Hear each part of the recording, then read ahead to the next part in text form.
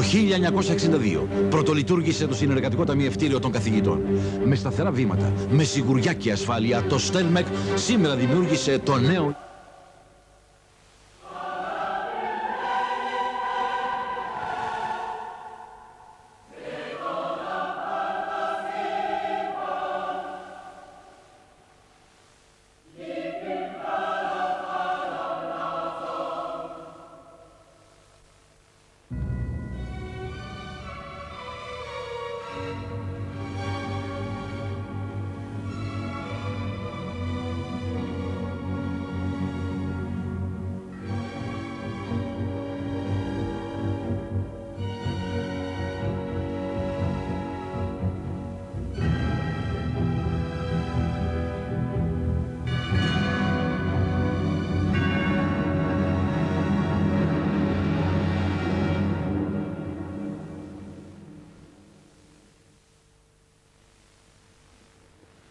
Κυρίες και κύριοι αγαπητοί τηλεθεατές, γεια σας. Η απόψινή εκπομπή έχει για καλεσμένο και σαν κύριο θέμα μια εξέχουσα προσωπικότητα. Ένα Ινδό συγγραφέα και διανοούμενο. Είναι ο κύριος Μαντατζίτ Σινγκ, πρέσβης, ειδικός σύμβουλος του Γενικού Διευθυντή της UNESCO, του οργανισμού δηλαδή των Ηνωμένων Εθνών σε θέματα παιδείας, επιστήμης και πολιτισμού. Κατάγεται λοιπόν από τις Ινδίες, διετέλεσε πρέσβης των Ινδιών σε διάφορες χώρες από το 1973 έως το 1982, ενώ ήταν στη διπλωματική υπηρεσία της χώρας του από το 1953. Επιστήμονας, διπλωμάτης με ιδιαίτερα ενδιαφέροντα και διατριβές πάνω στα θέματα τέχνης και πολιτισμού των ανατολικών λαών. Σημαντικά βιβλία του είναι η Ινδική Ζωγραφική των Σπηλαίων της Ατζάντα, εκδόσεις UNESCO, στην ίδια σειρά εκδόσεων είναι και το αντίστοιχο βιβλίο για την Κύπρο. Κύπρος, βυζαντινά μοσαϊκά και ενοπογραφίες. Τέχνη των Ιμαλαίων, Ινδικές μινιατούρες, συλλογή ζωγραφικών μινιατούρων όλων των μουσείων του κόσμου και πρόσφατα εκδοτική δουλειά η οποία φέρει τον τίτλο «Ο ήλιος στο μύθο και την τέχνη», στο οποίο περιλαμβάνεται η συμβολική και η εικονογραφία του ήλιου στη μυθολογία και τις θρησκείες διαφόρων πολιτισμών, όπου υπάρχει και εκτενές κεφάλαιο για το αρχαίο, για τον αρχαίο, ελληνικό και βυζαντινό πολιτισμό. Μαζί μας σήμερα λοιπόν εδώ στον τηλεθάλαμο του λόγου, στην εκπομπή «Λόγος και Πολιτισμός», ο ίδιος ο κύριος Μαντατζίτ Σινγκ. Μαζί μας ακόμη και ο εξαίρετος φίλος, αρχαιολόγος, βυζαντινολόγος, Σοφοκλής Σοφοκλέους, για μια ενδιαφέρουσα συνομιλία. Κύριε Πρέσβη, Mr. Ambassador, welcome. Κύριε Σοφοκλέους, καλώς ορίσατε. Mr. Ambassador, you are a very well known personality in the domain of the preservation of cultural heritage, basically on the Eastern civilization. You have already published in the UNESCO's World Art Series the book of the paintings from the Ajanta caves. Which is the importance of these paintings in the evolution of Indian arts? Well, first of all, let me say how delighted I am to be in your beautiful country. This is my first visit, although I have known about Cyprus for a very long time. Its connections with the Aegeans, with the Egyptians, and with the Greek, of course, and that is makes a relevance to Ajanta also, because the Ajanta caves were built in a tradition of the ancient Silk routes. They used to be on the way along the Silk routes, as we find in the caves in China, the Dunhuang, Turfan, and all these caves all over there, which we recently did. UNESCO had organized certain UNESCO Silk Route expeditions, and in that connection I have traveled a great deal also in China, from Xi'an to Kashgar, about 10,000 kilometers along the Silk Route. Now it's exactly the same tradition, that these caves were actually built as a kind of resting places for the merchants, and also in the olden days the commerce and religion were not considered to be two separate entities. Mm-hmm. It was all an all-comprehensive culture, and therefore when the merchants rested in these places, they not only served as kind of, kind of hotels, you might say. But at the same time, they left some, donations and others to support this monastery. And because so many kinds of people were going through these caves from all parts of the region, they brought with them artifacts and cultural, and that is how the interaction between cultures began to develop. So these caves were what you might call a crucible of interaction of cultures, and that you find entire region, right in China, in Central Asia, right up to the cave paintings in Turkey and all that, and it was the same tradition in India also. So in that respect, caves represented, in a nutshell, an interaction of cultures and learning, which later became models for the developing art in the future. Could you tell us some chronological data about these caves, so we situated them historically? Well, the earliest cave, which is cave number, if I remember right, 9 and 12, are said to belong to about 2nd century before Christ. But most of the other caves are from the 5th to 7th century.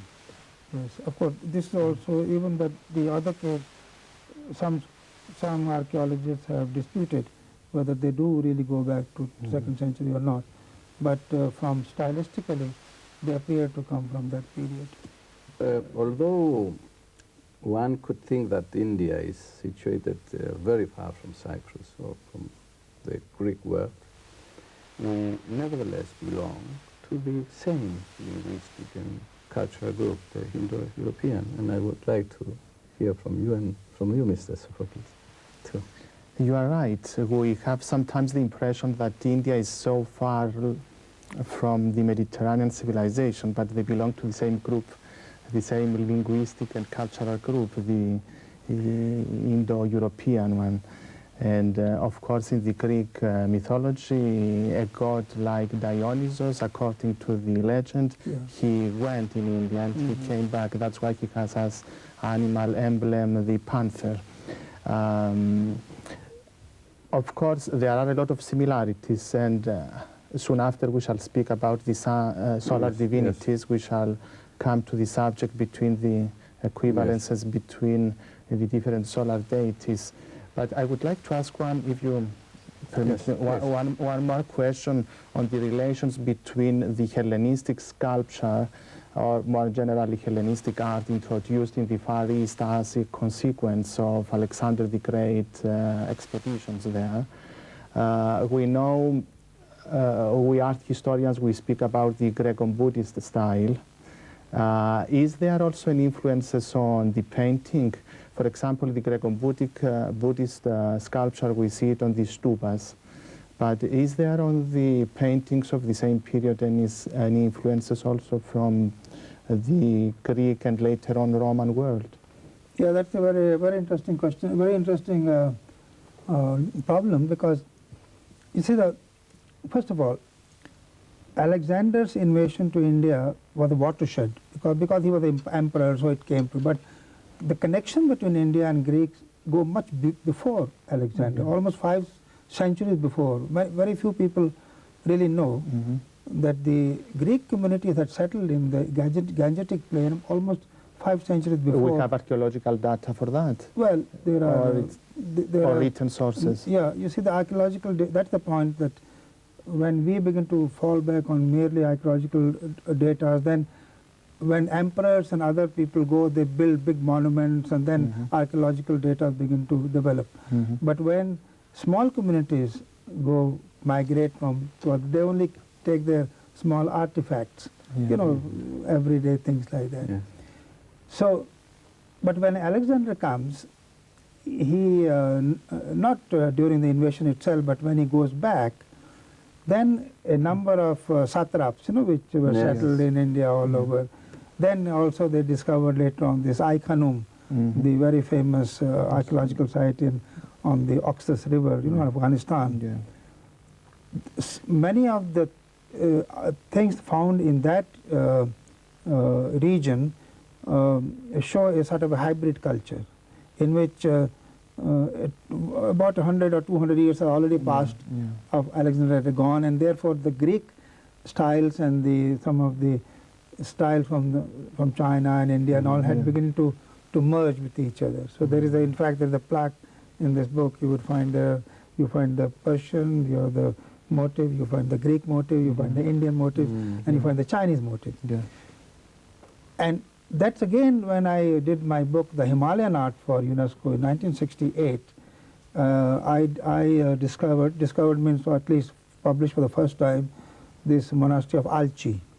And in the Alchi monastery you find paintings which again had all these hybrid mixing of styles. There was an amalgamation of the Greek aesthetics and the traditional Chinese, the Ajanta style, Ajanta style. You got Chinese, the Persian miniature styles, then the also the elements from the Greek. Of course, Khanum is supposed to be one of the Alexandrias that Alexander created, and of course, every time he created these cities, he left Macedonian settlers there, and this was the link between the two civilizations. It's very... Your Excellency, let's come in your latest editorial work, which is The Sun, this book, great book, The Sun in Myth and Art. What is for you the sun and its significance in the universality of cultures? Yeah, that is precisely the theme of this book. You see, when I started as a student in Rome. I was a student of Professor Giuseppe Tucci, one of the great Orientalists. And in fact, I had assisted him in when he did this monumental book called The Tibetan Painted Scrolls. And that was also where my first book was published, Indian Sculpture in Bronze and Stone, in 1951, by the Italian Institute of Middle and Far East. Now, at that time, I saw in Rome that all the Christian churches, including St. Peter's Church, was built on the top of the sun temples. And that the sun temples, the altar of the sun used to face towards the sun. And this was adopted also by the Christian churches later on, by Christianity. And later on, not the direction where the sun used to rise, but also in the direction where Jerusalem the day when the saint for which the church was built was born. So they used to build the altar in the direction of the sun when it rose on the time when the saint was born. So the idea was the same. I found that the Romans used to worship Mitra.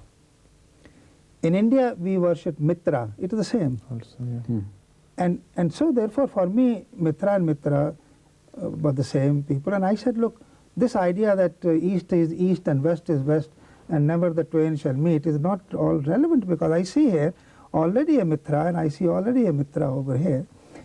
And then in the 17 or 18 countries I served as a diplomat and as an ambassador, the same thing. I found that all the sun cultures, or rather say the earlier culture when people used to worship nature, were identical in their mythology, in their art forms, in their stories. You see, you can understand, for example, the big civilizations like Mesopotamia or Egypt or China or India. But what about Aztecs and Incas and Mayas? When they say, oh, well,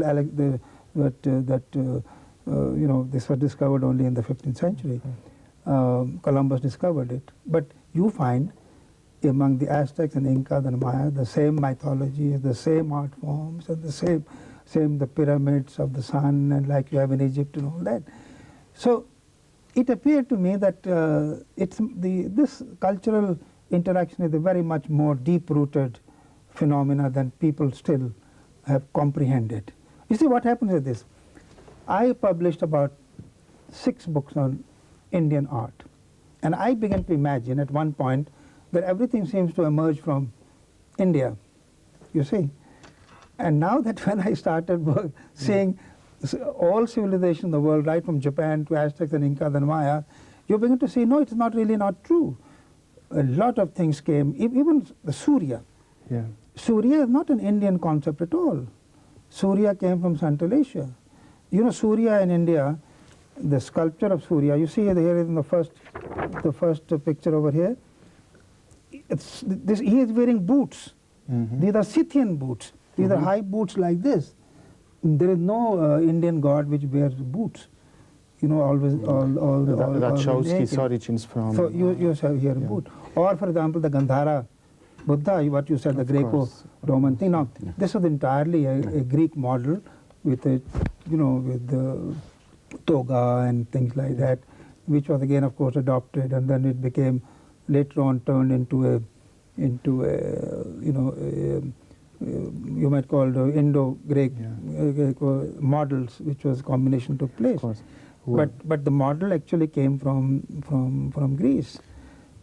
And then later on, these cultures begin to go eastwards.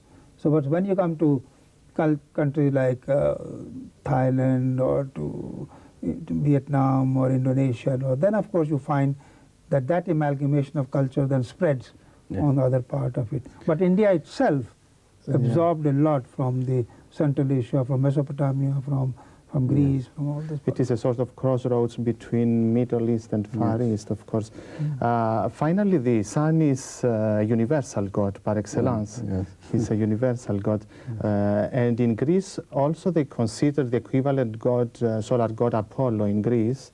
For example, in Delos, where he had one of the most famous sanctuaries, part of that one in Delphi, he was supposed to come once a year from the north, the so-called Hyperboreos Apollon, ultra north, if we say like that.